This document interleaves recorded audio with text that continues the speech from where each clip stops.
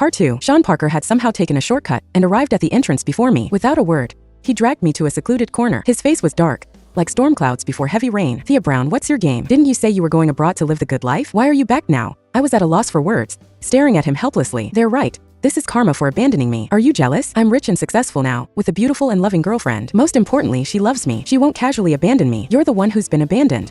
He hurled years of pent-up anger at me like an avalanche, crushing the air out of my lungs. At the critical moment, Claire came running out, panting as she stood in front of me. Sean Parker, what are you doing? Do you know that, Thea?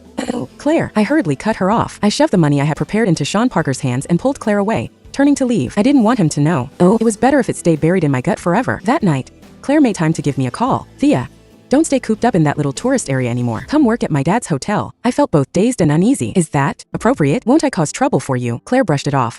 It's fine, just be a temporary room service staff. You won't have to be out in public much, and it'll pay better than selling plush toys. This time, I suddenly wanted to give it a try. On my third day of work, someone was holding a birthday party in the main hall. It originally had nothing to do with me, but the manager suddenly called me down to help serve drinks. When I got to the hall, I realized it was Sean Parker's birthday. I had completely forgotten. Not only were many college classmates there, but also friends he had made in the city over the past few years. I looked around, hoping to find Claire in the crowd. I didn't want to show my face at this party. What are you looking at? I didn't call you down here to gawk. The supervisor impatiently placed a tray of drinks in my hands, filling several glasses in seconds. Oh, she pointed ahead.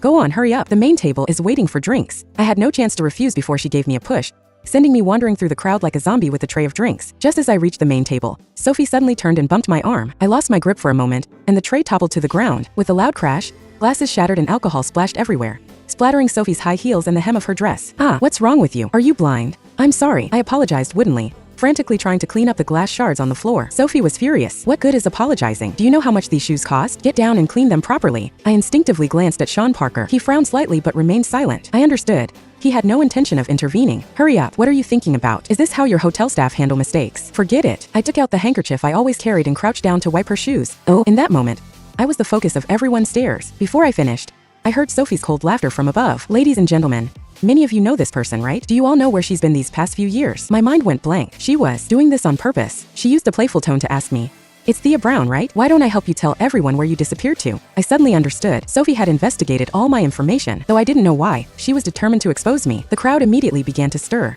like a swarm of annoying flies. I looked up, meeting Sophie's smug gaze. She looked down at me, smiling maliciously. In that moment, I felt like a cornered animal, and they were all executioners waiting for me to surrender. If I was going to die either way, I'd rather jump off the cliff myself than be toyed with by them. I stood up and looked at her, at Sean Parker, at the countless eyes fixed on me. No more hiding. No need for your help. I'll tell everyone myself. A few years ago, I accidentally killed someone. I disappeared because I was serving time in prison. This moment of honesty wasn't for anyone else, but for myself. I just wanted to live a decent life. What did you say? Sean Parker shot to his feet, staring at me in disbelief, his eyes blazing. Search 68647 on Novelmaster app to read more.